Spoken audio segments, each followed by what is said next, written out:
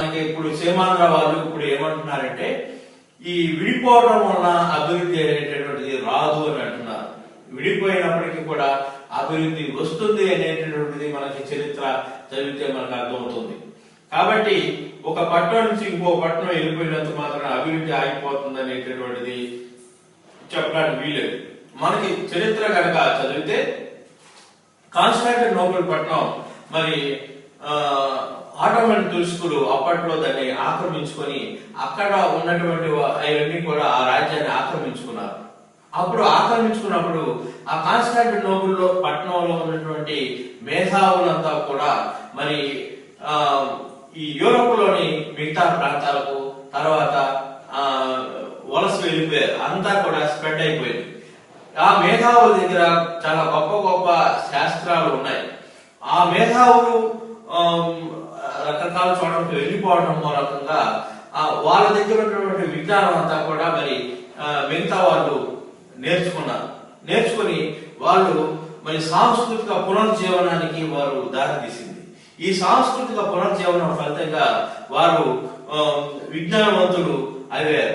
ఎప్పుడైతే యూరోపియన్స్ మంచి విజ్ఞాన మేధావుల కారణంగా విజ్ఞానవంతులయ్యారో అప్పుడు అక్కడ సాంస్కృతిక పునర్జీవనం అనేటటువంటిది ఒకటి వచ్చేసి మరి మరి మన కొలంబస్ 1492లో మరి ఈ యొక్క ఈ స్పెయిన్ రాజు యొక్క స్పాన్సర్షిప్ లో మరి ఒక మూడు ఓడలలో మరి పడమర వైపు కూడా ఇండియాకి దారి కనిపెట్టాలని చెప్పి బయలుదేరాడు. అలా బయలుదేరుతూ మరి ఈ రోజు ప్రపంచానికి అగ్రరాజ్యంగా ఉన్నటువంటి అమెరికాను కనిపెట్టాడు. కాబట్టి ఒక నష్టం మరొక గొప్ప దానికి దారితీసింది. ఈ రోజున అమెరికా అనేటటువంటిది మరి ఎంత ఉన్నతంగా ఉందో ఆలోచించండి. కాబట్టి ఒకటి పోయినంత మాత్రం అభివృద్ధి అనేది ఆగుతుంది అనేటటువంటిది తప్పు. మనకి చరిత్ర అది నిరూపిస్తుంది. కొలంబస్ అమెరికాని 1492లో కనిపెట్టాడు. ఆ తర్వాత యూరోప్ లో ఉన్నటువంటి అనేక మంది అక్కడికి మరి బతుకు తెరువు కోసం వలస వెళ్ళారు. ఆ 1492కు ముందు అక్కడ రెడ్ ఇండియన్స్ అనేటటువంటి వాళ్ళు ఉండి మరి అక్కడ వాళ్ళకు కూడా మంచి మాయన్ యొక్క నాగరికత వాళ్ళలో కూడా ఉంది. కానీ అంతకన్నా కూడా మరి గొప్పగా మళ్ళీ మన యూరోపియన్స్ అక్కడికి వలస వెళ్ళి వాళ్ళు అక్కడ కూడా మరి 13 కాలనీలను ఏర్పాటు చేశారు.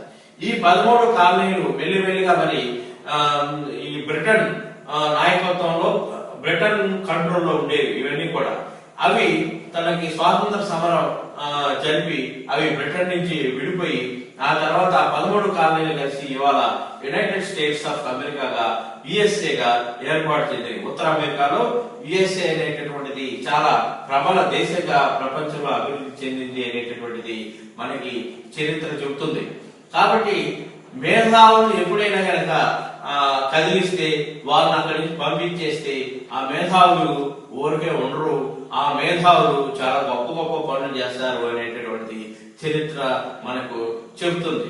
సీమాంధ్రలో ఉన్నటువంటి మేధావులు, సీమాంధ్రలో ఉన్నటువంటి పెట్టుబడిదారులు, సీమాంధ్ర నుంచి ప్రవాసం వెళ్ళిపోయినటువంటి మరి క్రీమ్